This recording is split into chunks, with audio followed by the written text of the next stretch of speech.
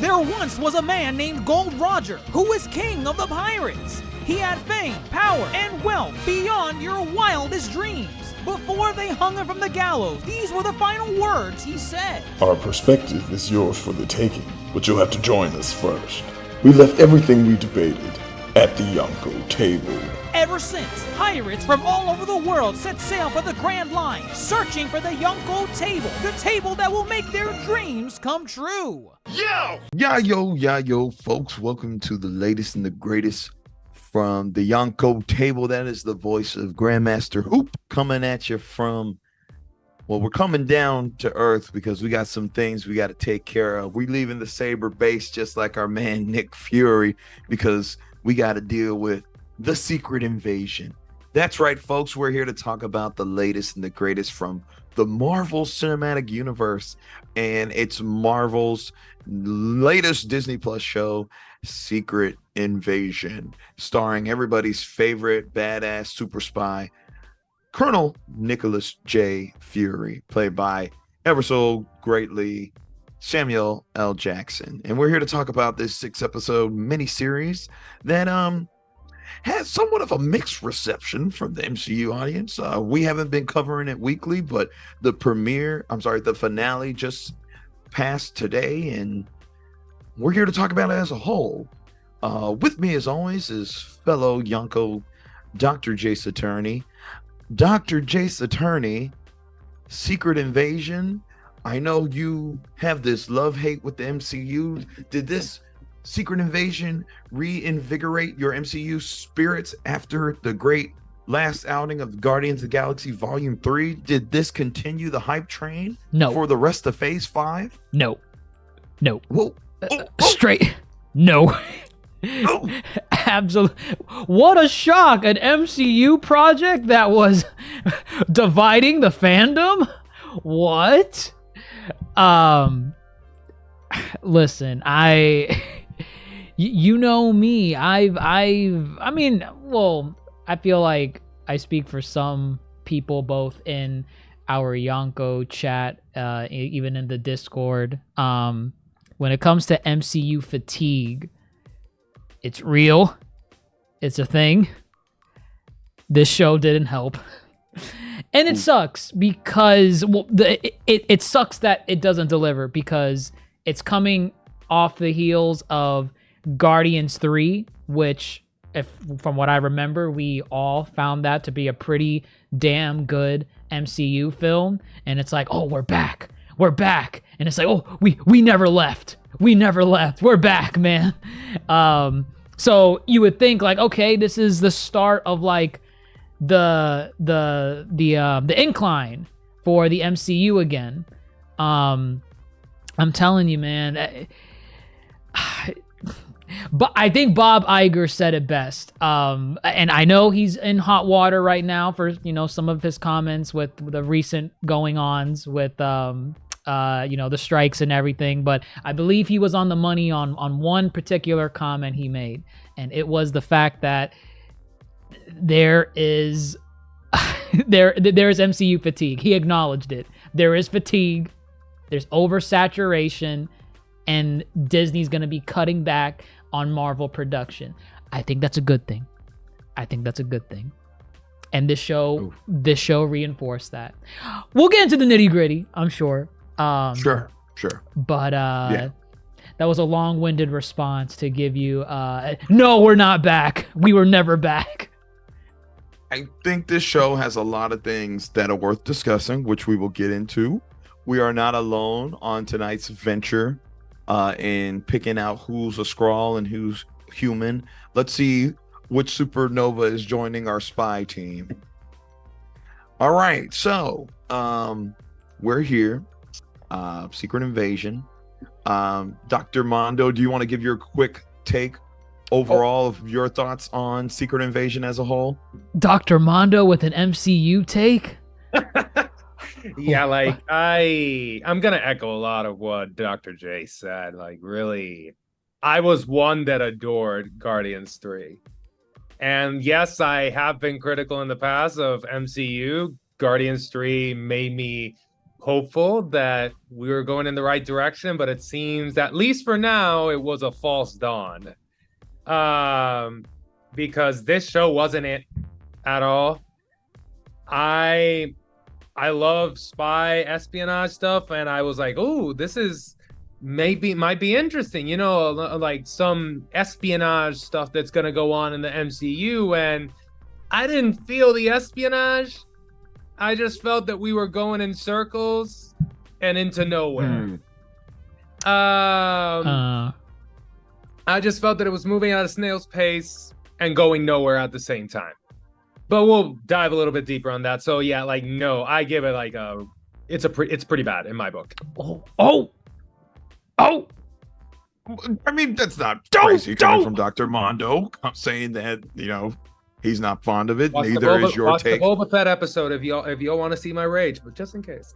Oh. But I mean, I think everything you both said is warranted. I for one. Oh, go ahead. Let's hear it. Let's hear it. Say it. I'm trying. Why aren't you saying it? Are you done? Are you going to say it? I am not a proponent of this show. I think the show had an interesting premise on the table. I think it had some great tie-in to other MCU projects that would have been really worth expanding upon, which I think was the right decision to make this be the focus. However, I don't know, just a lot of this show got lost in the sauce, and I think at the end of it, you know, Dr. Mondo, you said running around in circles. Sometimes I'm just like, where are we running to? Exactly. I don't even know where is this going? Because again, with espionage, like movies, series, you know, a part of like that thrill of it is like kind of like you are going in circles, or at least they're trying to lead you as though you're going in circles, but truly you are going in a direction. You just don't know yet. And this show didn't do that at all. And like, it was just like, what is happening? Oh, they're trying to trick me, as if instead of like, oh, there's nothing happening, but really something is, they're trying to tell me, oh, something is happening, but really nothing is happening. It was the other way around. That's what it really came down to. In 6 episodes, we have an adaptation of one of Marvel's largest stories, like one of its most well-known stories, The Secret Invasion, which is the Skrull invasion of Earth, where they pick off superheroes, and you know, we go along these stories and we learn that some superheroes were Skrulls the entirety of some certain comic lines, and then we learn like some other big heads in the Marvel world were Skrulls, and then there's an all-out battle between the Skrulls and the Super Skrulls and the Avengers and the X-Men. I'm really paraphrasing because I never read it, and that's a really great story to tell. We don't get that here. Get that here. What we get here is, oh man. Well, I guess we gotta backtrack a little. Go ahead. What were you I was just say? gonna say, didn't one of the showrunners say that they didn't even read the Secret Invasion? They comic told them line? not to read. They told them not to read it. Right. Not to read it because this wasn't gonna be anything like it. And that was Ali Salim, who was the director and the showrunner. I think he directed every episode. Yes, he did. He sure did. Directed every episode.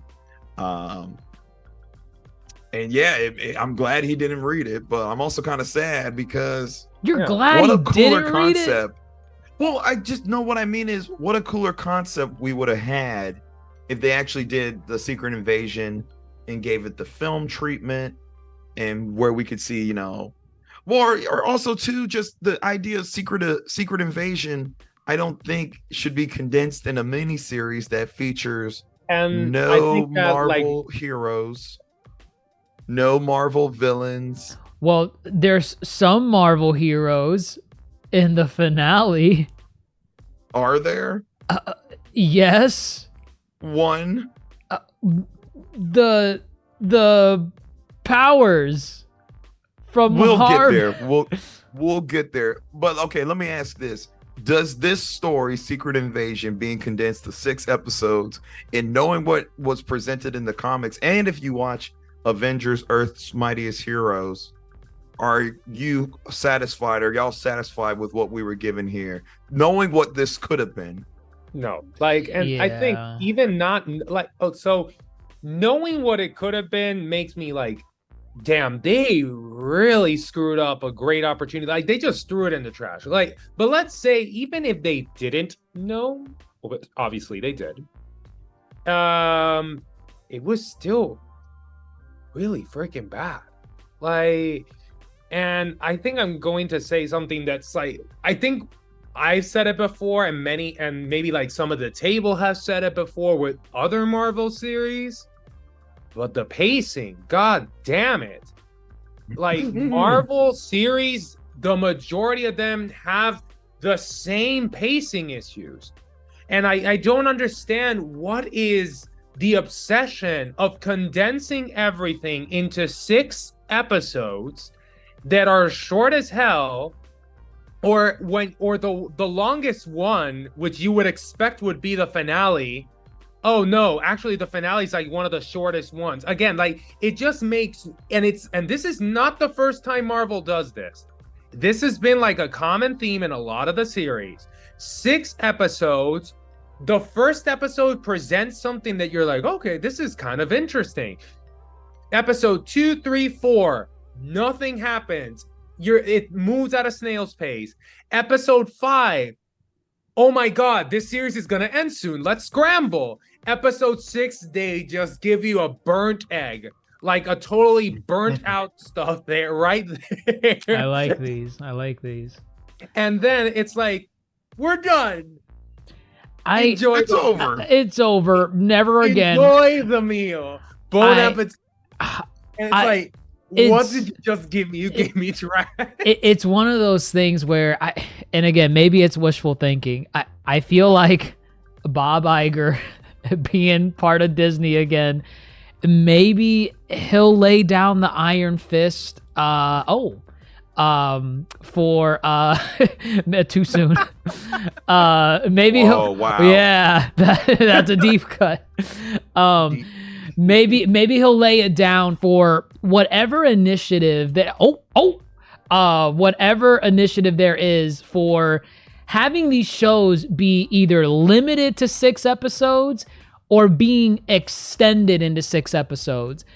We've seen it multiple times where in a scenario where a series would have benefited with more episodes, and then they end up botching the ending because they're rushing it. They're trying to get to the finish line in the finale.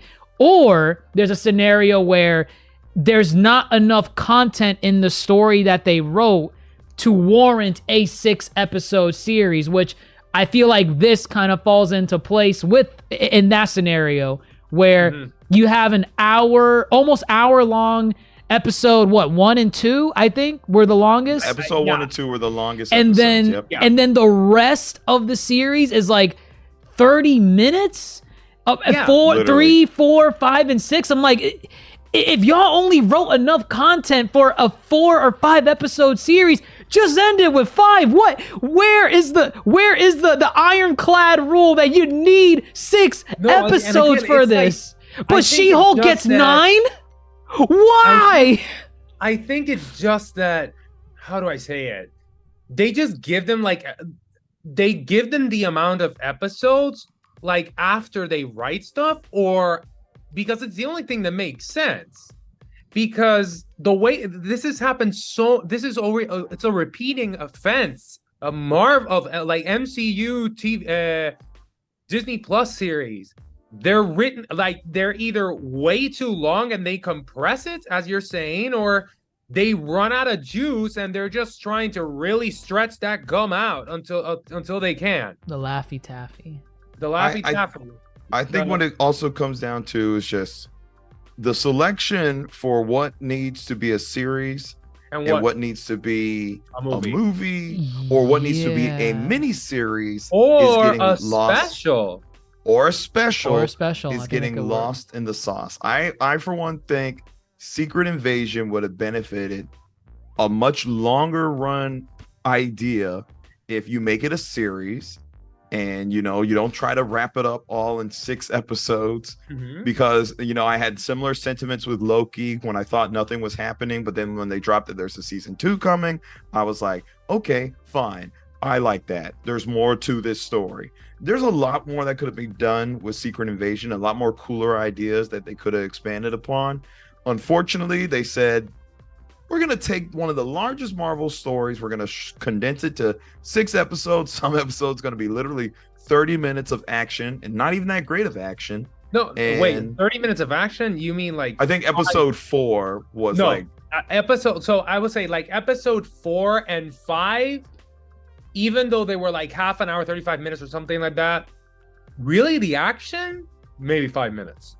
5 tops, 10 minutes. And my point is, and it wasn't great. Well, that's my point. Is like the other half of those episodes, I couldn't even tell you what really happened. Yeah. To where I only remember the action, and that was the selling point of the episode. But then the action wasn't that great. Nope. And so, with that said, I don't know. I feel Marvel needs to go back to the writers' room, pay your writers. Okay, first and foremost.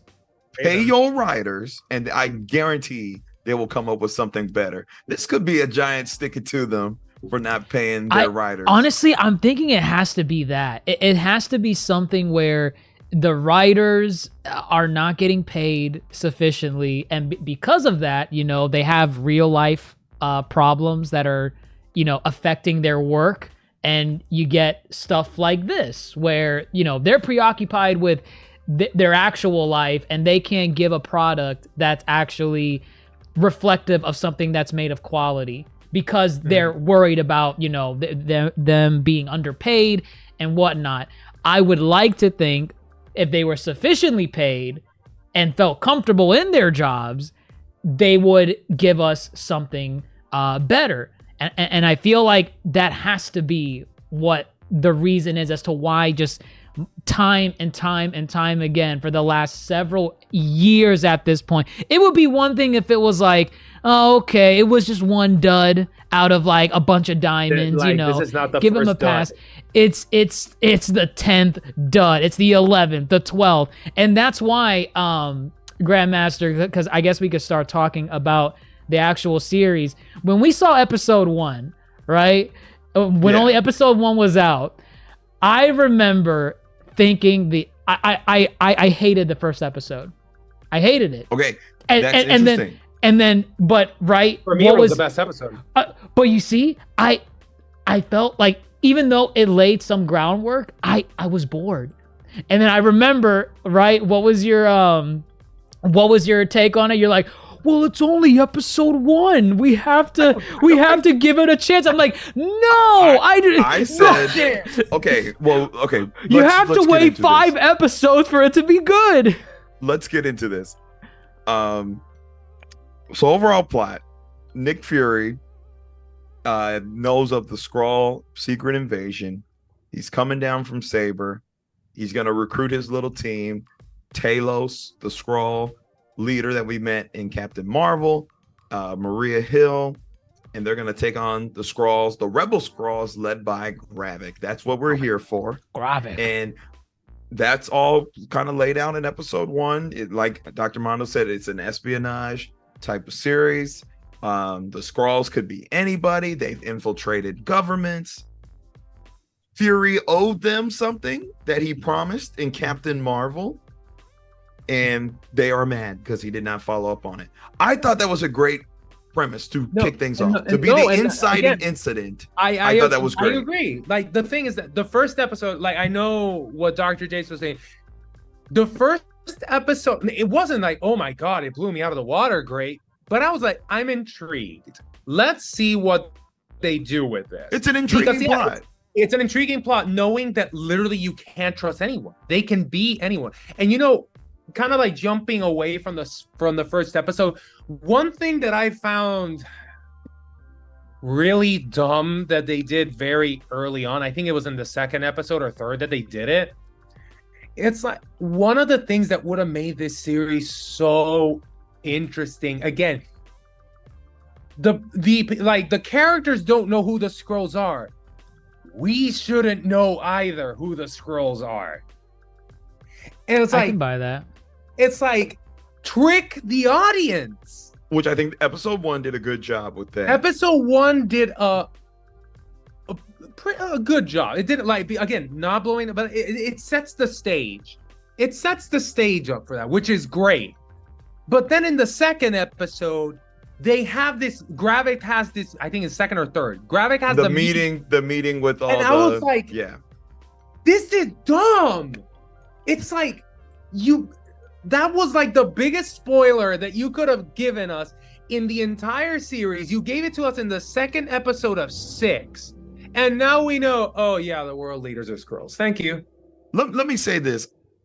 That is their biggest ace in the hole when it comes to this series is the Skrull gimmick. No, yeah, and again, like use the gimmick, but not only trick the characters, trick the audience. I think every episode should have been having people guess. Like, yeah, like you're saying. Are you a Skrull? Or is he a Skrull? I think what's happening. I think if you're going to take out the superheroes and the villains who could have been Skrulls, you need to give us interesting characters this whole time to make us question. Can we? And then on top of that too, there's 2 factions of Skrulls. There's good Skrulls and there's rebel Skrulls. Yes. So if you lean towards that, I think you would have had a much more interesting series. Dr. Jace, what were you going to say? No, I was just going to comment on the world leaders bit where they reveal that the world leaders are Skrulls. I think, and I don't agree with the choice, but I think what they were trying to do was establish early on how high up in like society, like for government and political bodies, how, oh wow, if Skrulls, because at that point, you knew Skrulls were in hiding, but it's like, oh, are they just like a government agent that's like on the payroll, like stuff like that. But for that episode, I think them showing that early on was to try and establish like, okay, it's like you don't, this is the severity of the situation that we're facing. Right. You don't know how high up, or I mean, like they're that high up, so you don't know anyone can be a Skrull. But at the same time, I wish they didn't do that because I think it's a more interesting gimmick to guess throughout the series how high up does it go, where you just see it as first as like these grunts or these government agents, then you get higher up the political sphere,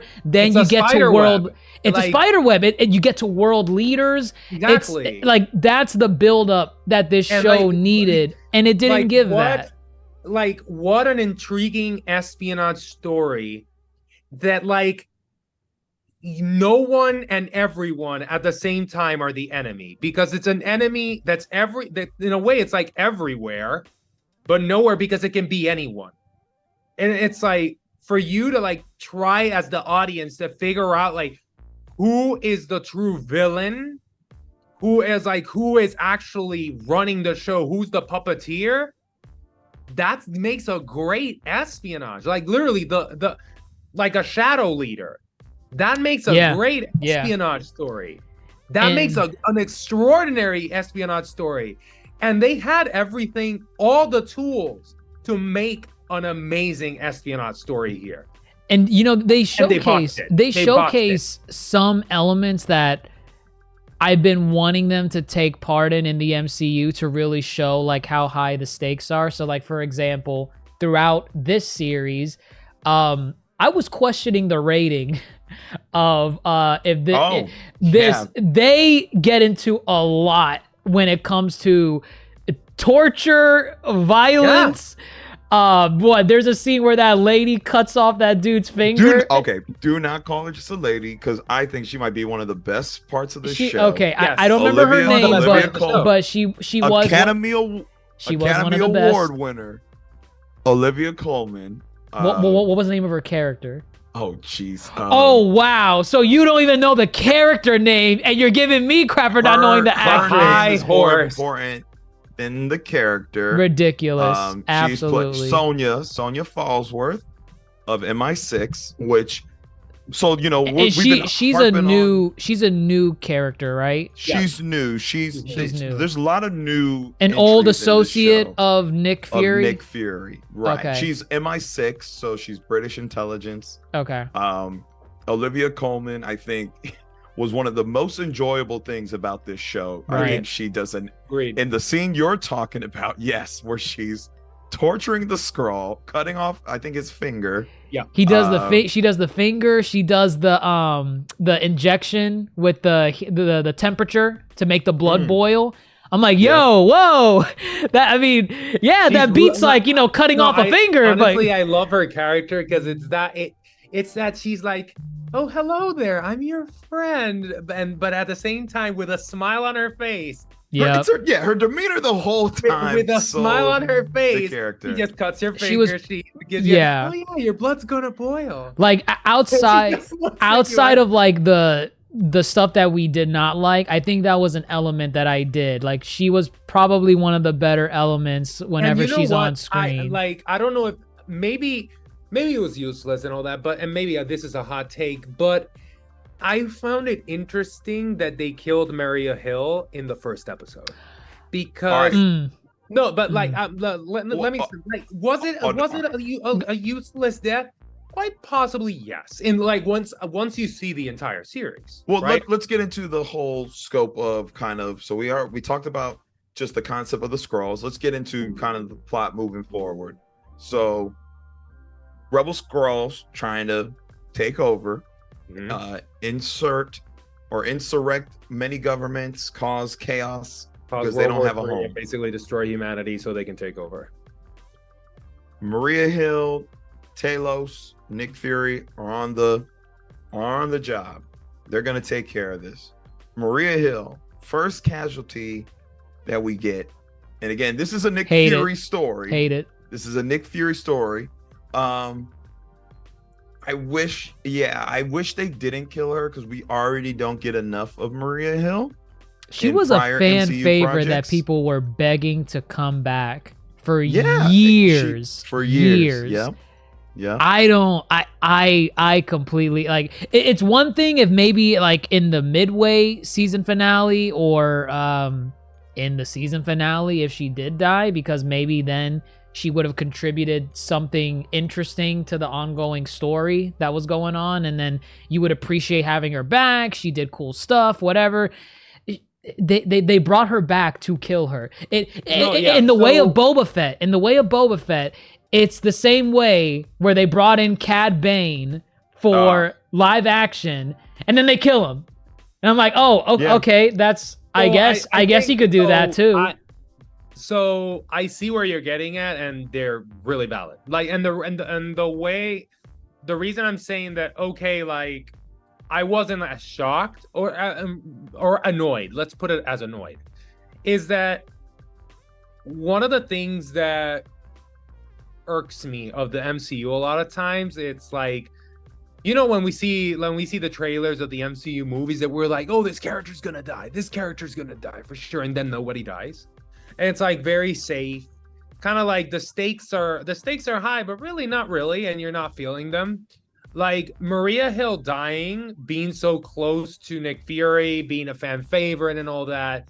Like in the first episode, if done right, gives a message of like, these are the stakes. Nobody is safe. It's like, but obviously you see the series in its entirety.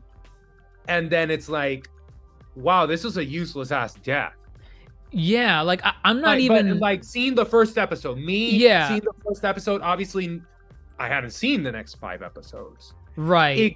And ending the first episode there, it is a message. Like at least that's what I wanted to see. To feel that was a message. Like these are the stakes. They're this high that nobody is safe. Screw, like, I'm not even against the idea of her dying in this series. In a perfect world, we would have more episodes for something like this to give an arc like Secret Invasion justice. And in that perfect world, I would think Maria Hill will be contributing throughout the story, and maybe on episode 4 or 5 and like a 10 episode series for like the mid-season finale, she dies. And then it's like, And, oh like, wow, like and no they- one and they is give safe her because the An story is honorable, like a good death. a good death, and she does whatever she needed to do in the season. You got to see her do some cool stuff, cool espionage, all that. I mean, she's one of the few like boots on the ground characters for the MCU. I mean, most of the people from Shield are like can you imagine if Phil Coulson died in like when did he debut, in Thor, or was it in Iron Man. He debuted in Iron Man? Iron Man. Can you imagine Yeah. if he just died in, I don't know, Iron Man 2? Well, if he Look- died in Iron Man 2, I don't think many of us would care. Ridiculous. You know, he had the he had rapport that he- time to be fleshed out, and Yes, and I think Maria stretches Hill life. was short. She was shortlisted. She was And shortlisted. not only was she shortlisted, I think, you know, for episode 1, I think that death works. As we said, it's the stakes that are shown. However, what we now see moving forward is flaws in the story, because Maria Hill is only mentioned again, I think in like episode 2. Episode And- 2 and episode 5, when quote unquote Rhodey, or Fakey is just like showing Nick Fury. No. Oh yeah, I have this thing. Like I have the recording. Well, Of you. what I mean is there is no real emotional resonance that it resonates carries throughout out the rest of the series. And even Um, even so, like Nick Fury, I would have liked to see, you know, because he was very like attached to Agent Hill. Like that was his Well, right. let's talk about the man. This is, I think I just counted. I think this is, if I counted correctly, this is Samuel L's 14th appearance as Nick Fury. This is his first time he's leading the charge in an MCU film or project, and it's him at the center. Do y'all enjoy Nick Fury in this series from start to finish? Is this what you wanted from a Nick Fury series? I'm gonna say this.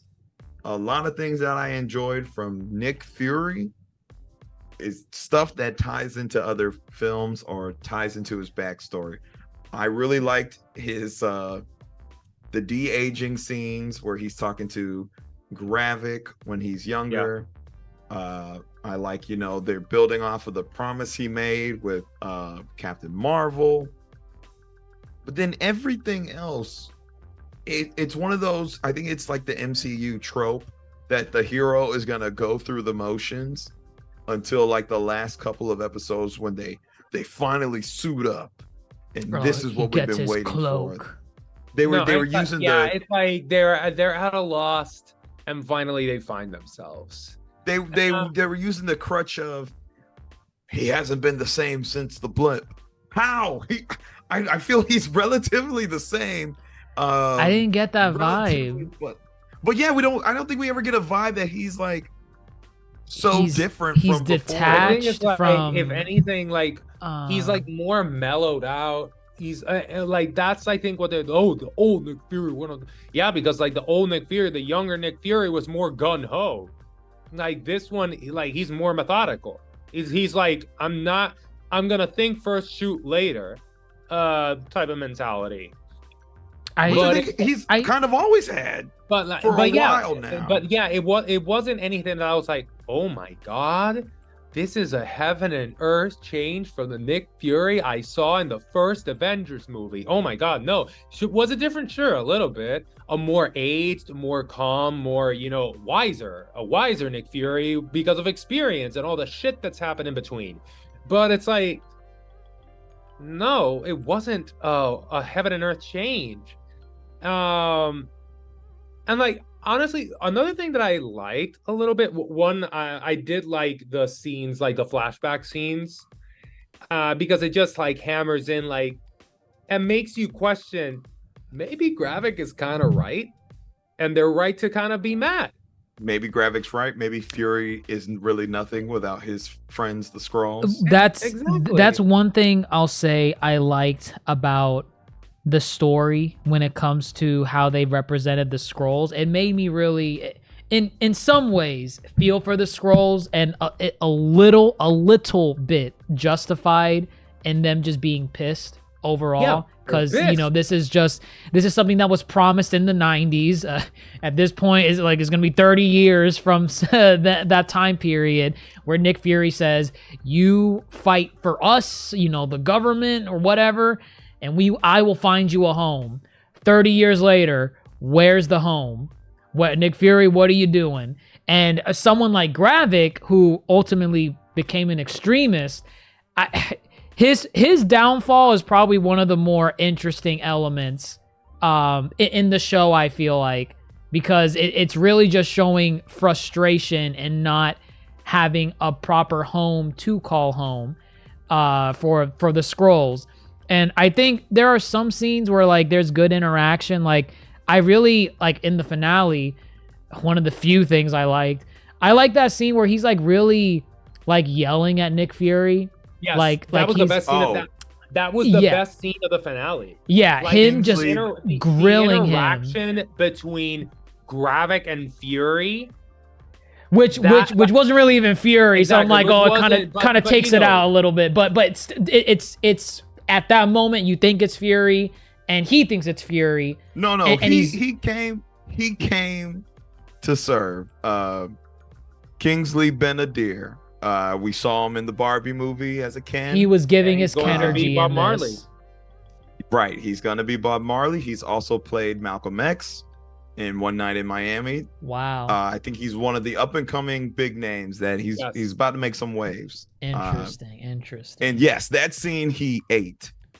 Left he no cooked. crumbs. Let him cook. They said, you're gonna put me up against cook. You're gonna put me up opposite of Sam. I gotta deliver. I think he did. I think he delivered. Honestly, that was the best part of the finale. That interaction, that scene, and honestly, what they did there with the switcheroo, Nick Fury there. That's what they should have. Again, hammering this point, they should have been doing that the entire freaking series. Well, I'll tell you what.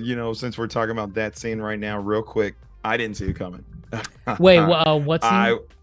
I at the finale scene where they bamboozled. Oh, I thought he was really there to die, and I'm like, wow, are we really gonna lose him? Are we really? See, I was like, yeah, I was like, he's no, definitely because about to trick him, but I didn't think he was. I didn't think he was gonna be Gaia. And even though that bamboozled me. Once you see what the trick was, I mean, it's we haven't even talked about her yet, but Emilia Clarke's character, Goliath, no, Gaia. Goliath, Gaia. Looking back on it, that scene was so dumb, or rather, the plan was so dumb. Because you start picking it apart and thinking wait, did she expect that Gravik would leave her inside of the supercharger Skrull thing? Because what if that didn't happen? Then Gravik would have killed her. What was the plan here? Was she just hoping that he would just leave her in there? And it's dumb. No, I'm gonna take this a step even farther. I want to come back to this because farther, really farther back. The entire plot of the series could have been solved, honestly, in the first episode, because Gravik is looking for the harvest. Gravik knows not where the harvest is. Oh, hold on, we gotta explain some of this stuff. We gotta explain some of this stuff. People that haven't seen this. Yes. Okay, go ahead. Go. Bring us back. Okay, yeah. Let's pause on the finale real quick, but just a quick summary. We mentioned the harvest. Harvest is a collection of DNA from heroes, villains, invaders, everybody. We'll Which come is back to it. insane. I don't know why they have that on standby, but sure. It is insane. We will come back to it. Utter 'Cause it's fun to pick it apart. insanity. Like That is another thing. That was another Like, thing. But yes, go continue. ahead. Go ahead. Okay, so yes, Nick Fury. Whether you like or whether you think it's a heaven and earth change, it wasn't what. Again, it's something that wasn't necessarily like done great. We come back to the Skrull plot. Let's talk about Gaia. Let's talk about Talos. Let's talk about Gravik, and let's talk about Vara, Nick Fury's wife. He had Okay. a wife. Whoa. Funny enough, I think a lot of the better moments in this show are with the quieter moments with some of these characters, the character interactions. I like as particularly I like the flashback scene. I think they're in a restaurant. Oh yeah, that was with Vara. I remember that one. Scene is actually like pretty good. Mhm. Honestly, like the interactions between Fury and Vara are actually like pretty good. Well, it was definitely an interesting dynamic because he knew she was a Skrull, correct? Yes, but she was that a what it Skrull, was? He knew. Yeah, Okay. He knew. But that she would always turn into the Priscilla. form. Yeah, Priscilla. That because that was who he initially fell in love with. Right? No. That's not what happened? No. She took the form, and again, see, these concepts. I'm oh like, no, wow, that's right. The flashback. They this even could said be in an the interesting flashback. soap opera. Like she took care of Priscilla. That's right. on her dying bed. Yeah. And Priscilla asked her just. No. Okay, Priscilla did know Nick Fury before because she just said, "Love him like I do," or something. Wait, she did? Don't. Oh, that is true. She knew Nick Fury? When Priscilla died, the real Priscilla knew. The Nick real Fury. Priscilla told Vara, "Love him like I do. Don't hurt him." You know. Okay. And then they did fall in love, or they maintained the love that he had with Priscilla. But again, interesting dynamic because Skrulls are being pulled left and right. Team Talos, Team Gravik. She was eventually hired to kill Nick Fury. But then she remembers the promise that she did. Correct. And she says, like, I promised her that I would never hurt you, and she drops the gun. And actually, I really like the idea that, some Skrulls are taking on human identities not so forcefully. It's more of a willingly thing that is given to them. They're given the opportunity. And her character is interesting because she says it's like, I finally I have a home, I have something to look forward to. Yes. Like it's very human things that she thoroughly enjoys. Yeah. And she feels at peace. She feels at peace on Earth living in Priscilla's skin. Yes. She feels like very at peace. She feels that that skin is hers. Like it was like an interesting dynamic. Like, again, this is like the good things that the show had. Like, honestly, there were the best parts of the show were select character interactions you're like, okay, there's something here. There's a spark, and there it went. A lot of them don't even have to do with the espionage element of and the they don't have to do with story. the espionage. It's just two characters talking, and you're like, wow, this really has nothing to do with this being a spy thriller. But I mean, it's good. It's probably one of the better parts. She was one of the better characters, Priscilla. So was the MI6 lady. Sonya. Did y'all like Gaia? Okay. What'd you feel about Emilia Clarke? All right. So Emilia Clarke's a big franchise name. Yeah. Mind you, I read an interview. She said the MCU is the greatest franchise she's ever been a part of. Oh, wow. That's what she said. Mind you, so Game of Thrones. Wait, when was that interview? This year, probably this like a year, month like ago. for the promotion of Secret Invasion. For the promotion, yes, yeah. Wow. For the promotion. Yep, which is wild. Which I guess maybe they have plans for her, which I would hope given the ending of this show. After that finale, Oh my god. they definitely have plans for her. There's no way But you're I wouldn't think you get rid of Amelia Clark. You can't. I don't know. you don't. That's like getting Eddie Murphy. It's like after the in. finale, she has a much bigger role to play wherever the MCU is going. So the character herself of Gaia, she's in an boring. interesting position too. And again, I think a lot of what works is just kind of these character dynamics. If this was a play and yet they were just reading lines across from one another, maybe it would have been a better show versus what we actually got. When characters started yelling, that's when I liked it the most. Yeah. Wait, when characters were just yelling at each other, like if it was Nick Fury like yelling at Gaia, saying like, "No, Talos did not die for nothing." I'm like, "Yes, cook, keep going." Those are the only scenes that I liked when they raised their Amelia voice. Clark cooked? Did you feel she cooked? Did she really even like argue like that? Like she had like somber scenes. Like I really like the scenes. Honestly, I feel I've seen her do better. I've seen her do better. Gaia's character was horrible.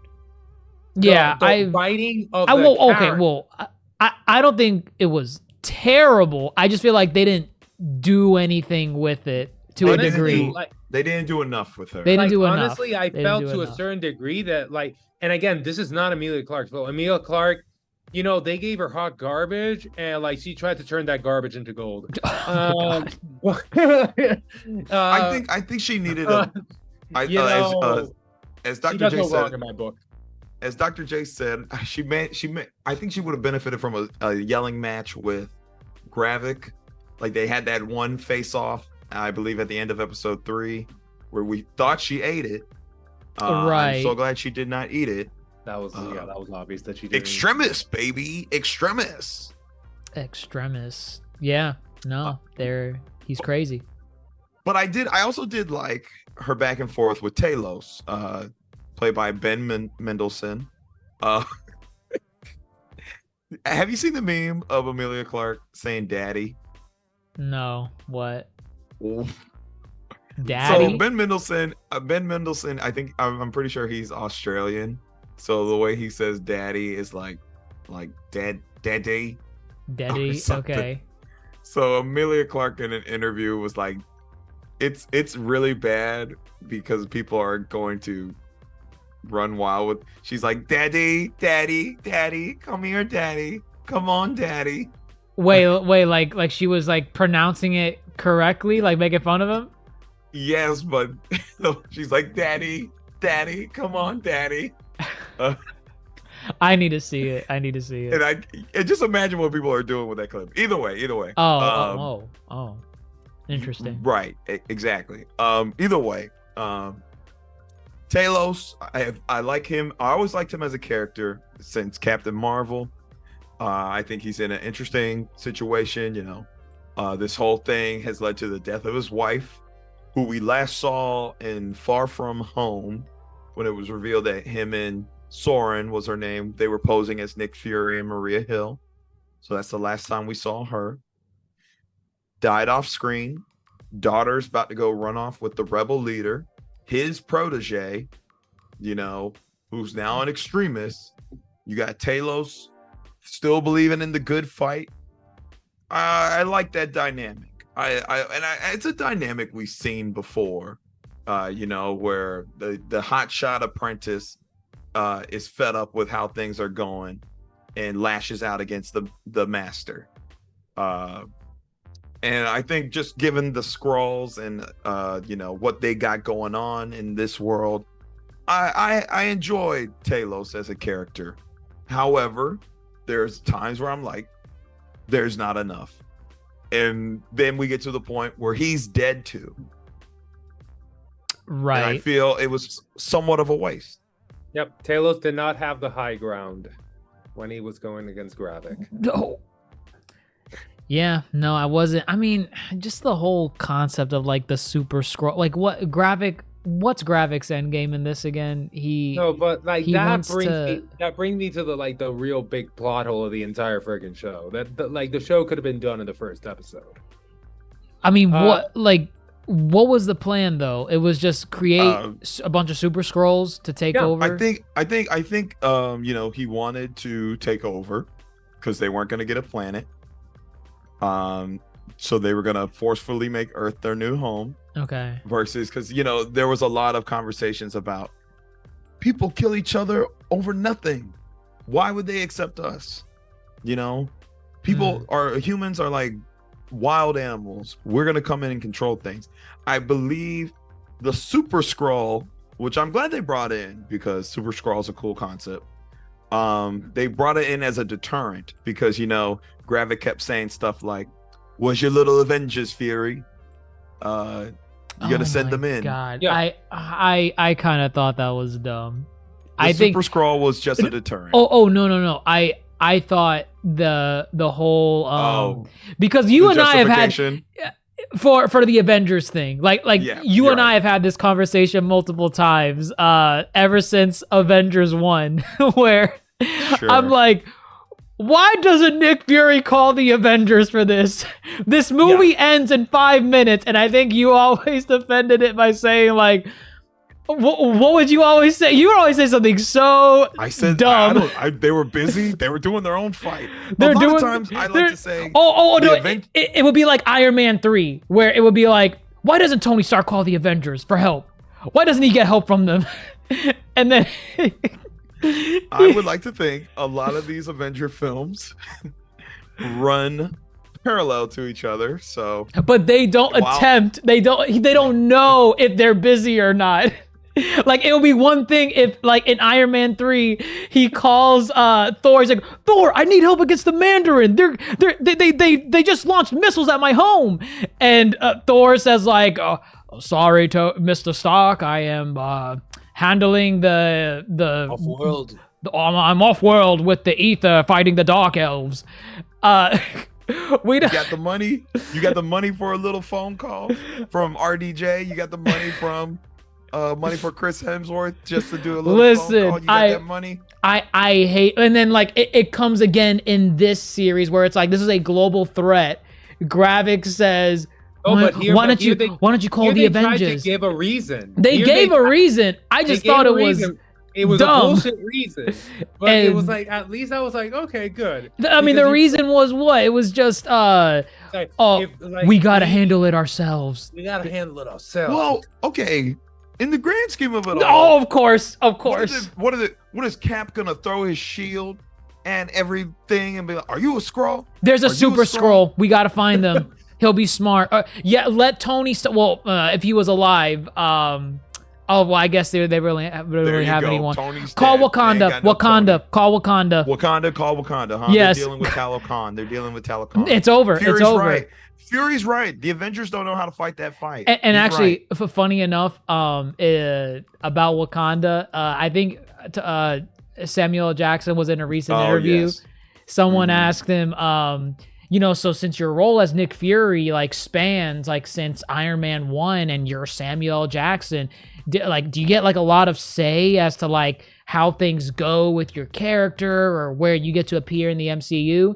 And he said something like, "Hell no, I would have been in Black Panther or Nick Fury in Wakanda. Like, don't you think I would have forced them to do that?" He has been very outspoken. He said him, Don, and Anthony all should have been in Black Panther. He's been saying that since like 2018. That's insane. And I, for one, think he has a point. If we're just trying to celebrate Black excellence, sure. But story point wise, I don't see why he should be there. But I get it. It's the biggest Black Marvel film, and they forgot their OG Black character. It's a sound argument. No, but honestly, like, yeah, this show. Well, let's talk about the big twist. Rhodey.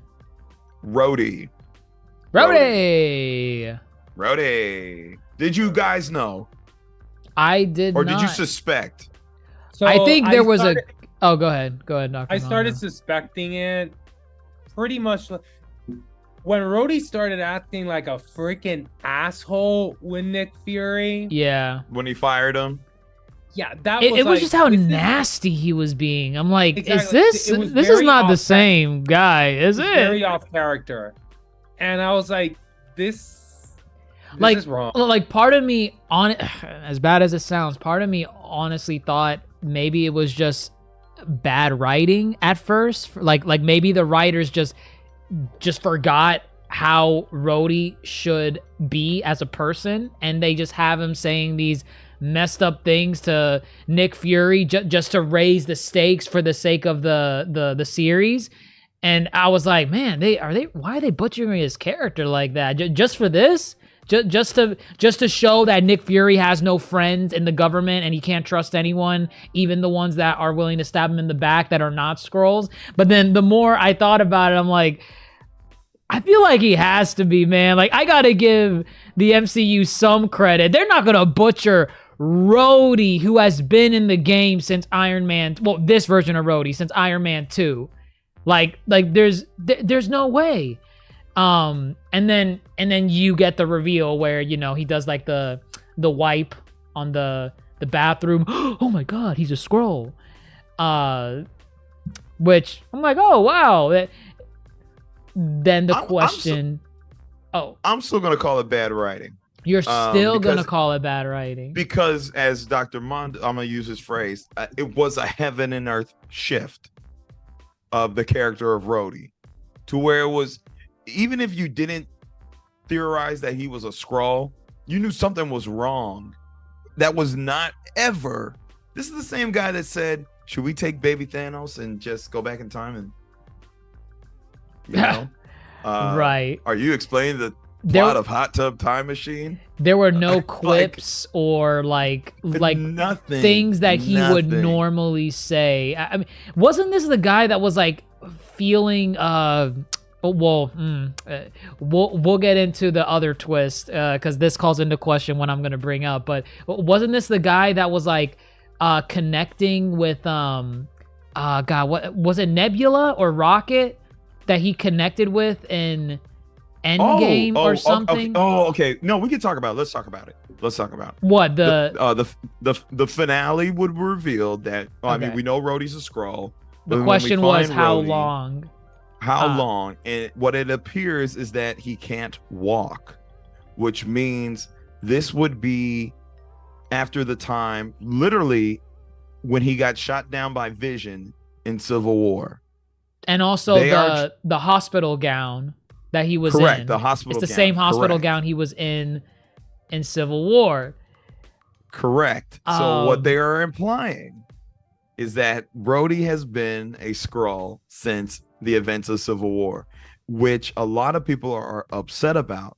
I, for one, do not like it at all because It's problematic. as you said, yes, Rhodey bonded with Nebula, bonded with anybody who was left after the blip. And Oh, and not only that, like if that's the case, it's like, let's just say that Rhodey does appear. So Rhodey doesn't know that Tony Stark is dead. Well, okay, you see, correct. there's an element to that where it's like that. God, I don't want to give them credit for anything, but there's an interesting element to that where it's like, wow, he does not know. Assuming this is from Civil War, Rhodey, he does not know that Tony Stark is dead. he doesn't know anything. He doesn't know Thanos. He doesn't know about Thanos. Like there's so much that he doesn't know that it would be interesting to see how he absorbs all that information about like the Infinity Stones, Tony dying. Like there's an interesting story there, but it comes at the cost of what Grandmaster Hoop was saying, which was all the moments from Civil War up All the until earned now, moments, all the earned moments, the little quips that he had with characters, the bonding moment he had with characters, because there's a lot, like I said, It was all bullshit. It was all BS.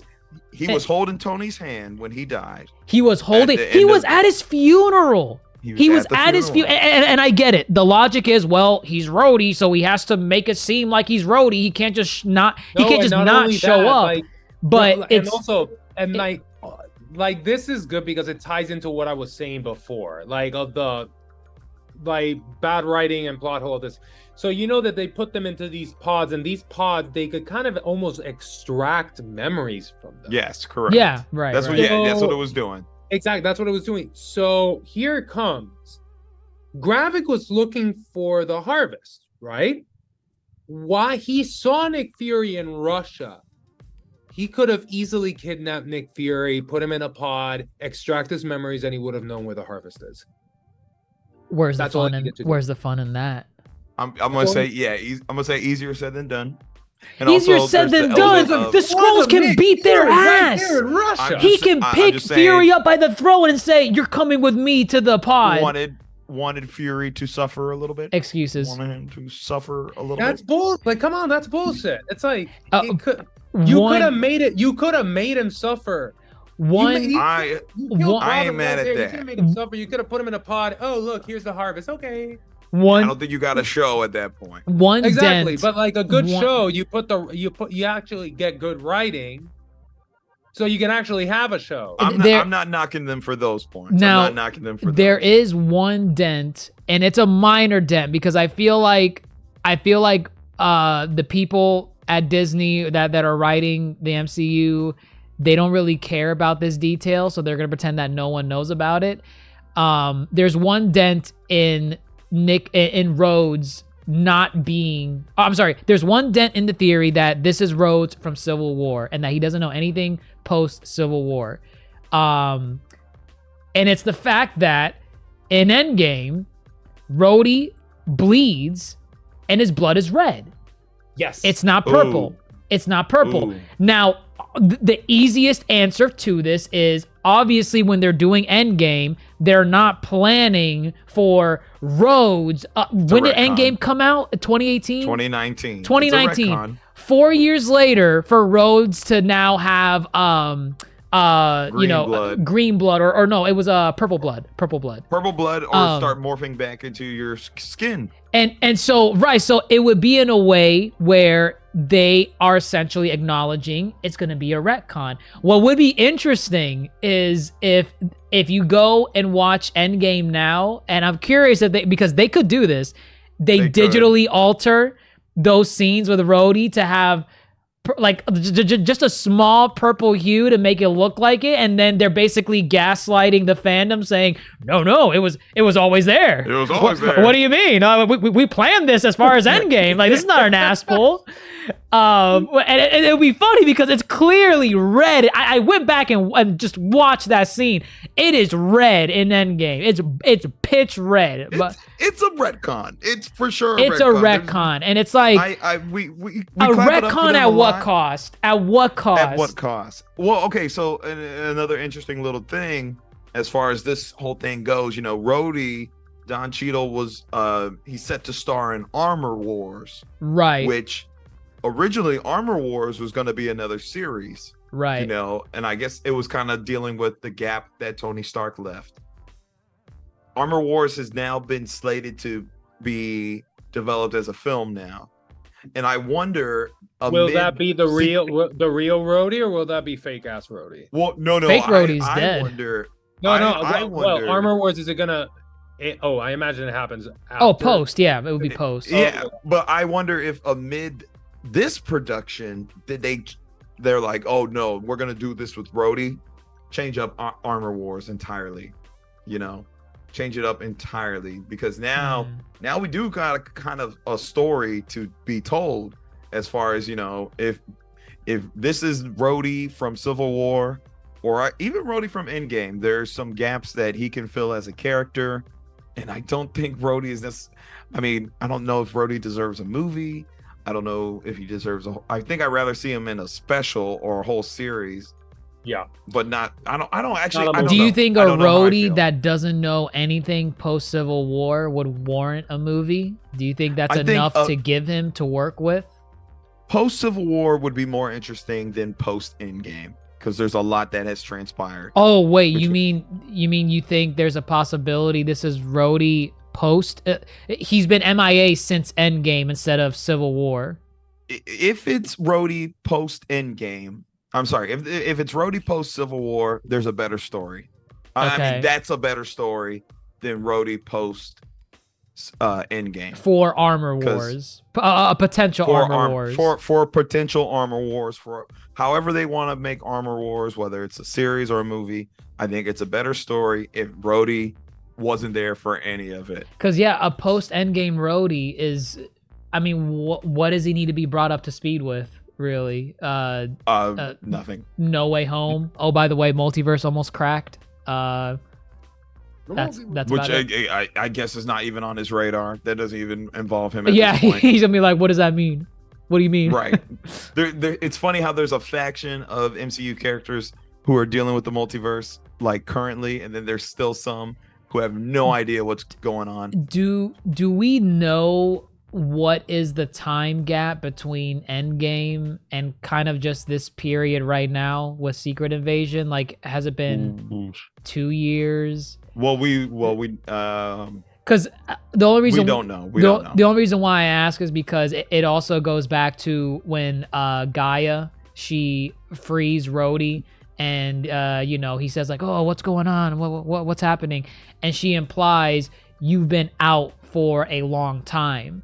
Now, a long time can imply a lot of things. It could mean 1 year. It could mean 2 years. It could be 3. It could be like Civil War, which Civil War was at this point in the mythos, like what, 7, 8 years?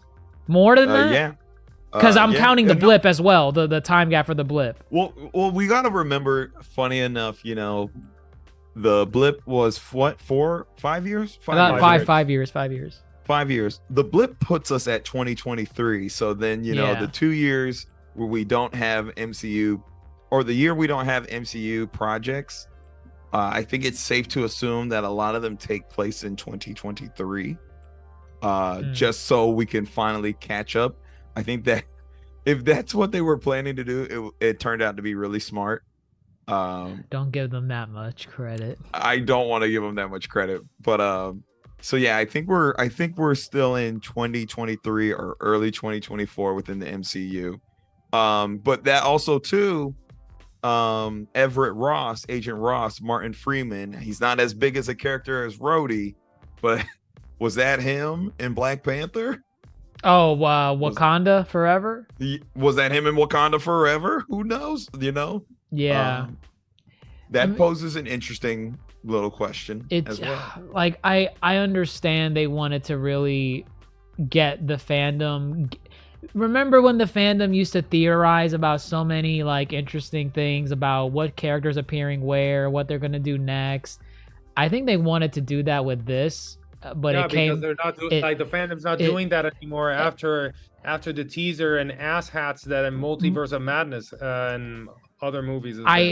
I think that they took it the wrong way, where they're like, we got to get people theorizing again and back into the MCU groove. What do people like doing? They like theorizing with like shock value. So let's make everyone a Skrull. Let's make Rhodey a Skrull. And they're not realizing, wait a minute, if we make yes, at first glance, whoa, Rhodey was a Skrull all along. Whoa, that's crazy. But then when you start thinking about it, it becomes problematic. You start thinking about scenes like we mentioned earlier. What about this scene when he in Endgame, in Infinity War, all this stuff, and it's like I just don't buy it. I don't buy. And mind you, this is mainly coming from the fact that Rhodey's wearing the hospital gown. There's literally nothing else outside of that hospital gown that implies this is from Civil War, but it's the only time we've seen Rhodey in a hospital gown was from the end of Civil War. So it could very well be, I don't know, maybe he was injured in Endgame and needed to go to the hospital. I don't know. Could be. And that's it. But they chose the garb he was wearing. They had him not walking properly compared to the other people that could walk just fine. And you could say maybe it's the braces that he needs to walk, just period, right? Because doesn't he need the braces? Yeah, he has that spinal thing. Yeah. Right. But yeah, no, it's that's probably I checked on Twitter what was trending regarding that stuff, and regarding like Secret Invasion in general. No one's really talking about the ending. No one's talking about there's two things which we haven't talked about. One of them was Rhodey, and the other thing was what happened with Gaia. All right, we're here now. We're here now. We're here. Let's talk about the harvest. Again, now this I call kind of somewhat convoluted, that they happen to get all this DNA from all these people. I paused on every name that was coming up on that computer when Gravik put it in the system, and like you saw Black Panther come up, you saw Thor, you saw all these people. I'm like, you guys got DNA for all of these people. Mind you, some of them are dead, so they just get the corpse but how convenient that it's all in this single vial. Every single. No, it's just like, oh, so convenient. Why didn't you burn it? Why didn't you? No, you had to keep it stored. Why did you keep it stored? Oh, I don't know. We just kept it stored. And like, it's just like, And so what happens? Well, they both get it conveniently for Emilia Clarke, which dumb. I mean, it gives her character. Think about what it took to get there. Think about what it took to get there. My thing is like, there was not. It didn't feel as earned. It didn't feel earned. It was not told in a sensical way where it's like, oh no, this makes sense. She planned it all along because she's gonna be in the Super Scroll contraption. It's gonna make sense. No, she was on the ground, and I get it. She was crawling like, ooh, let me put myself right in the center of it. Gravik could have kicked her out of it. Gravik could have been like, hey, what are you doing? Get out of here. Get out of here. And then he turns it on. And then, well, great. You gave him what he wanted, and now there's nothing to fight him against. So great. Plan ruined immediately. Plan ruined. But what? He gets all the powers. Would you like a list? Would you like a list? Go ahead. Oh yeah, like Go the ahead. list is enormous.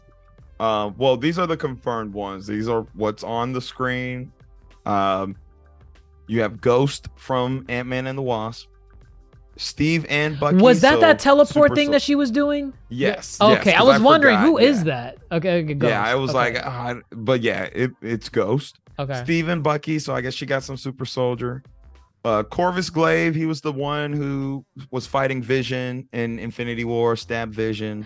Mind you, some of these are a little redundant. Some of these they don't do much. Because it's like, okay, you have Captain America DNA and Black Panther DNA. What is that? Super strength?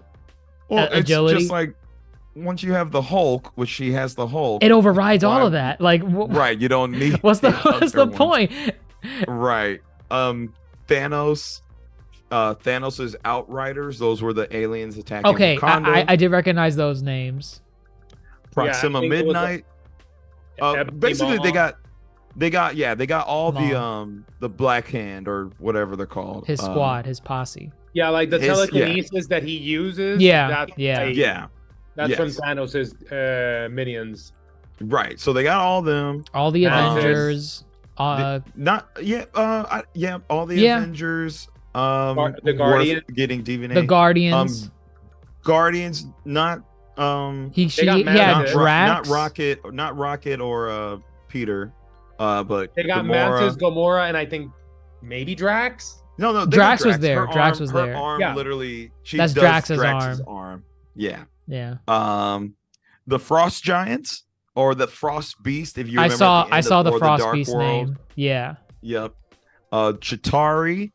Avengers. Valkyrie as well. So saw that one. Sure.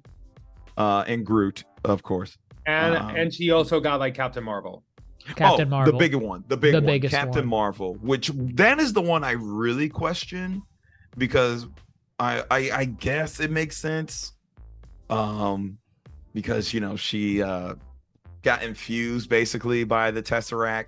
So I guess that altered her DNA to where this makes it it sounds like it's super easy now to remake these people's powers. For years, people had trouble recreating the super soldier serum. But now now they can recreate any of them. It's always like that in every in like I think like every superhero, even like anime stuff. The Super Saiyan is so hard to obtain. Now everyone is a Super Saiyan. What is it? What is it? The power of a Super Saiyan in a 7-year-old boy, or something. Oh God, who was that? Was that like Vegeta? Vegeta when he's looking at It's at the Super Saiyan bargain sale. That's what he said. So they that machine is still up too. No. Yeah. I mean, I guess it's because she punched him out of the building. So she didn't destroy the machine. I think she just shut it down. That's all she did. You know, instead of destroying it, let's just turn off the off switch that someone else can turn off. Look, any scroll at this point, unless it's a one and done thing. I don't know. I mean, I would hope that after she defeated Gravik, which I mean, I still question because it's like I don't get it. I thought he had Extremis. Does Extremis? Yeah, Extremis. Remember Extremis? Who's that? Extremis from Iron Man 3. I think. Oh wait, what did he? But I think the way. Yes. That's how Gaia lived when he shot her. Oh, that okay. That was actually kind of cool. But then I think. So I think the way they replicate the powers, I think, and don't quote me on this, they can replicate it, but I think it's not like to the fullest ability. It's like So there's like a cap on he can keep regenerating, but only to an extent. She can Hulk smash, but versus a Hulk smash from the Hulk, it's nothing. So I guess that makes sense. So like I think they can like copy powers, but not to the full, like to 100%. Mm-hmm. That's the real deal is gonna pack a lot more oomph than them, but they have a shit ton of powers that they can kind of combine and all that kind of stuff. Because that was basically the case in the comics and what I remember from Avengers, Earth's Mightiest Heroes. Yeah, the originals were still like there was a gap between the originals and the Skrulls. So yeah, okay, sure. So Carol Danvers can still beat her ass. Yeah, Carol Danvers. I would hope so. They just need to come out and say it now. Sure. Right, because right now you're led to believe she's just as powerful as all the DNA that she has from, which is everyone basically. Which is crazy. Yeah, that would put her as being the most powerful godlike character. She could kill anyone. Anyone. Essentially. Anyone in the mid, like, wouldn't she have Doctor Strange abilities too? No, because that's taught. That's not DNA. Yeah, that's magic. Interesting. Yep. I guess, yeah, DNA. Okay. Now Wanda's, I think technically, that's DNA. She wasn't taught. They're still leading down this mutant train. I think that probably would have worked as well. Well, I have no idea when we'll see her again. I don't see where she fits. I'm not even sure what happened at the end. What did they find? More humans that were abducted? More humans? Was that what the ending was? Sonya took her down there? Yeah, I think they found like another hub that they had like all these humans that they had kidnapped, and that these humans are the ones that the Skrulls are impersonating right now. Okay. That's right. So, yeah. like, basically, Sonya, what she says, it's like, I'm not gonna be like Fury. You're gonna use me, and I'm gonna use you. We're not friends. So we're not friends. This is just a business transaction. And I'm gonna help you out so that the president doesn't whoop your ass and the asses of your people. Which the president has put a hit list. Oh my God! What an extreme! Like, was that like a? I was waiting for him to turn into a Skrull. Was that? Yeah, part of me thought like he was gonna turn into a Skrull in the car, and I'll be like, oh wow, what a twist! A Skrull wanting to put a hit on the rest of his kind. I feel like there was supposed to be like some subtext to that. Like, are they trying to say something about? There was a hint of subtext. Immigration and how presidents handle it, or recent presidents. I don't know. There was kind of the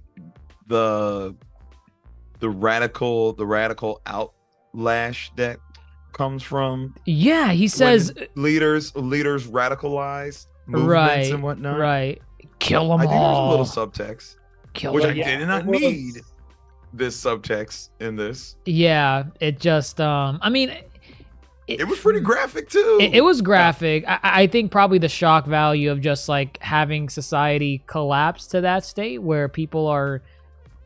I feel like there is subtext to this. There is definitely some deeper subtext to this where it's like people are going on manhunts and killing people they think that are Skrulls, but some of them are not Skrulls, so they end up killing the wrong person. There's something there. There's something there. There is. It's very xenophobia. I'm gonna say this. It's given January 6th. I'm gonna say that. Oh, insurrection vibes. Yes. Wow. You know what? Yeah. That's the vibe I got from it. Mildly, yeah. I saw it and I'm like, wait, what are they saying here? This is why do you say kill all Skrulls? Attack them. It's inciting insurrection. Oh my goodness. That's wild. And I like how Fury called him out. He's like, my man, why did you do that? Right. That was a little extreme, don't you think? It was. But yeah, like what happens in the grand scheme of things? Like he leaves again. He's going back to Saber. Vara is going to come along and be a Skrull diplomat to speak to the Kree, who so they've had that ancient war between Kree and Skrull. Right. Last time we saw the Kree, Carol Danvers had killed the hive mind thing that runs the Kree Empire. Okay. And I imagine Nick Fury, we're going to see him again in the Marvels. So I imagine this leads directly into the Marvels. Likely. So if the Marvels deal with any bit of Kree, we're going to see maybe Vara. We're going to maybe get some more closure to this story. And as we already said, Gaia's with Sonya. And I think that's it. Wow. As far as so the Marvels might just combine two of the pretty worst MCU shows to this day. Okay. I'm gonna let the Marvel speak for itself, and what I've seen from the trailers. Like I'm gonna watch it, and hopefully, you will consume. Like it looks fun. I will consume. It looks fun. Looks a lot of fun. I will say that I will consume, it does look fun. But at least you're going to combine Secret Mid with Mid Marvel, and you're putting all that into a single movie. Yeah, hopefully they prove me wrong. Hopefully it's a blockbuster. It's freaking amazing. I'm like, oh my god, the Marvels. But I don't think it's gonna be. I will say for the Marvels, because that's right. No, we have Loki season 2 still before. Oh, I don't think that's coming out. Wow, maybe we haven't heard anything. Yeah, it's been really quiet. I think it's just gonna be. It's gonna be the Marvels. Okay, never mind. Loki season 2, October 6th. October, really? Wow. October 6th. So then that would be. You know what? Yeah, no, that would be ending right at the time of the Marvels would release. Yeah, that would. Yeah, that would lead right into that. But also, there's nothing before Loki, right? No, but I'm pretty sure whatchamacallit's There's also going to come out. Yeah, I think they moved up. What Echo. if Echo? Oh, no, I think. Pretty sure. I know Echo was slated for this year. Okay, so it'll go like this. It'll go. They changed it to Loki a binge. season 2. The Marvels. Echo is November 29th. Yeah. Dude, and by the way, another 6 episodes. Mind you, they changed. They're all going to be released at the same time. Right. They changed gear. Oh, they are? Yes, they are. Yeah, they changed that. Interesting.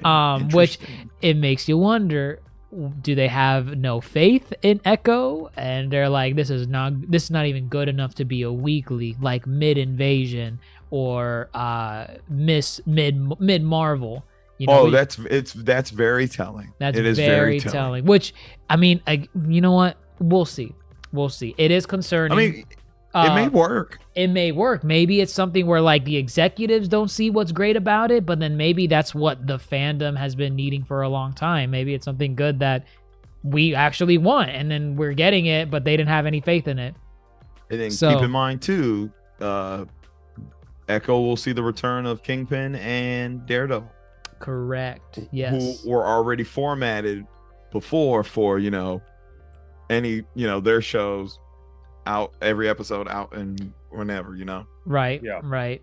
maybe that's a calculated move. We'll see. So pretty much but- what's left of the MCU when it comes to this year is Loki season 2, The Marvels, and Echo. That should be it. That should wrap That up should be it. 2023 MCU. And yeah, that's Secret Invasion.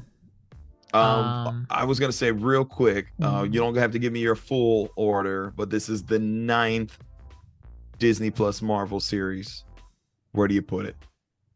That's I really think- hard. I think I Um, put it like bottom of the barrel for me is Miss Marvel. Then like She-Hulk. And I would say right there, Secret Invasion. I think She-Hulk was at the bottom for. I think I remembered She-Hulk was at the bottom. I gave Mid Marvel above She-Hulk because it had a great first episode. I still think to this day it's its best episode.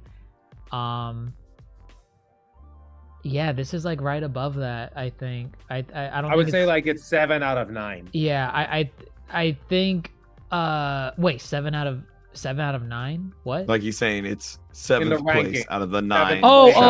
okay. I thought you meant like score wise, like it's a 7 out of 9. No, I'm no, like, no, no. how does that work exactly? No. Okay, No. no, that makes sense then.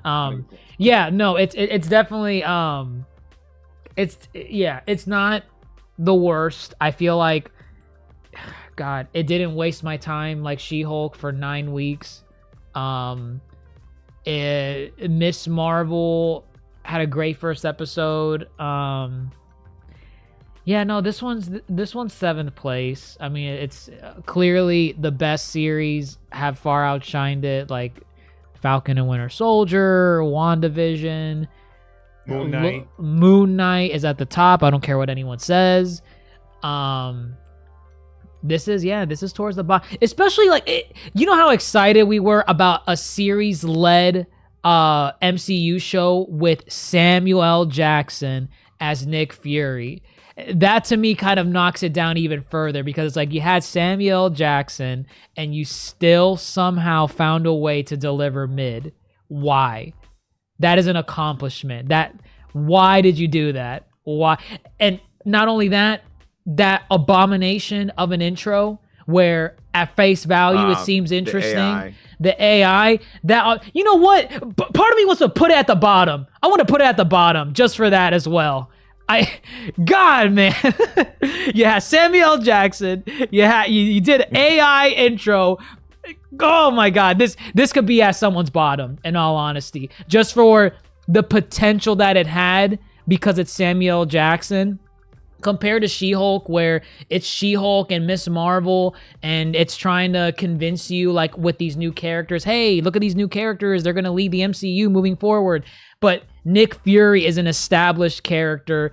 It should be so easy to be able to make a great show around that because guess what? They already did it with WandaVision. They already did it with Falcon and Winter Soldier. But I guess third time is not the charm. I guess you slipped on a banana peel for Nick Fury. You know what? This is at the bottom. This is at the bottom for me. This is at the bottom. No, I'm dead serious. This is at the bottom. This is at the bottom for just the potential that it had. And of all the shows, I don't care what we say about She-Hulk or Miss Marvel, at the end of the day, they were trying to establish new characters, and if you liked them, you didn't like them, or if you didn't like them, you just moved on.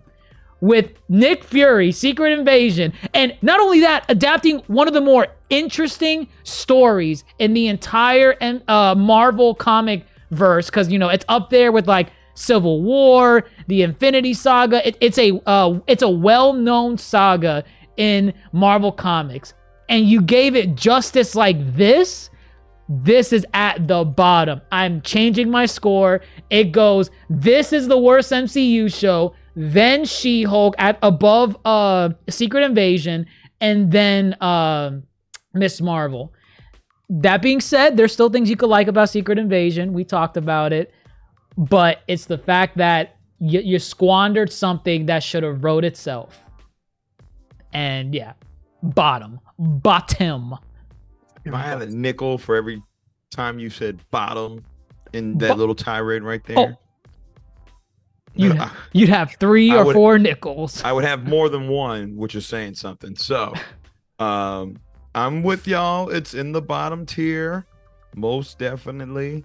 To the sentiments of it being really disappointing, and not even disappointing as far as, you know, what it could have been as far as if they truly wanted to adapt the comic, but because you knew how big of a comic it was and you decided to do something on your own and make it your own, and then what you made wasn't that great, I find that very disappointing. So I will say this. Don't be afraid. Don't be afraid. Some people called the finale out because they said this is exactly what She-Hulk said MCU shows do. Oh, the CGI battle, beam in the sky. CGI battle, right? Where the Carol Danvers shoots a beam in the sky. With her powers, and not Carol Danvers literally, but Gaia. Yeah, Gaia. There was a beam in the sky. There was. So I thought that was funny. Good job, She-Hulk. I'll come back when we do our phase. No, stop. No. If Dr. Mondo did it, and if I was brave enough to put it at the bottom, you got to give yours right now. It's okay to hate it. If you hate it, I don't hate it. Okay, if you like it, then be brave enough. Be brave enough to say, consume this show. Consume it. What it really comes down to is if I want to rewatch it or not. And I'll be okay if I don't rewatch it. So all right, so no, but like rank it. Like how would you rank it? I said it without saying it. Every other show I'm okay with rewatching. There you go. Every other MCU show you're okay rewatching? Every single one? I probably in already some capacity have rewatched a lot of the other shows in some capacity. So you rewatched She-Hulk and Miss Marvel? I said in some capacity, but this in its one, entirety. But this one, I'm okay not rewatching. So in other words, if I'm interpreting your words, because you're afraid to say it, you're afraid. You think Kevin is gonna smash in from the ceiling and pick you up by your throat. Kevin's got bigger fries to do. This is the worst MCU show in your opinion. It's probably the most disappointing. It's at the bottom for you. Yes? Sure. Okay. All right. There we go. It's growth. We're going to get you to say it someday. Cracks in the shell of the MCU defender. I call it out when it's not that great. So that's funny. That's funny. We'll get there. Don't worry. Out of 10, easily like a 4 out of 10. I don't even know what score, because then I don't have a score. I just know it's not great. Yeah, it's bad. It's bad. Okay, let's leave it. Let's stop beating a dead horse. No, more. Let's stop beating a dead scroll. Yeah, let's leave it alone. Or who else wants some? I think that was Gravik when he was yelling at everybody. Oh yeah, when he killed his people. And they try to suffocate him with a bag. Damn, I'm just like, the guy can hold his breath for a shit ton of time. Yeah. He's a super scroll, so. Not that true. He was a fucking tree at that point because he was Groot. Oh, right. But, all right, enough of Secret Invasion, folks. Listen, Marvel's 9th Disney Plus show. Go watch it if you haven't. If you listen to this podcast, we hope you did watch it. If we want better shows, please, people at the top, Bob Iger, whoever, pay your writers. This is a reflection of what happens when you don't pay your writers, okay? Yep. Please pay your writers, pay your actors, get your shit together, because this shit ain't gonna fly for much longer, okay? That's all we got to say about that. Secret Invasion, Marvel, we'll see Nick Fury and the Marvels. Got Loki up next on deck for MCU. And that is it from us here at the Yonko table. I'm your host, Grandmaster Hoop, fellow Yonko, Dr. Jace Attorney, Supernova, Dr. Mondo. Again, thank you for all your support on various podcast listening stations, Apple Podcasts, Spotify, Google Podcasts, wherever you listen to your podcast. Thank you for your support on social media, Facebook, Twitter, Instagram, TikTok, YouTube, Twitch with Dr. Jace Attorney, of course. And of course, if you want to go ahead and discuss with us, join the link below and join our Discord where we can have some discourse, okay? How shall we close this thing out? Oh my God. Is it even deserving of Daddy? I sent the video on the chat. It's very funny. Oh God. I don't even know. There's nothing. Daddy. Daddy. There.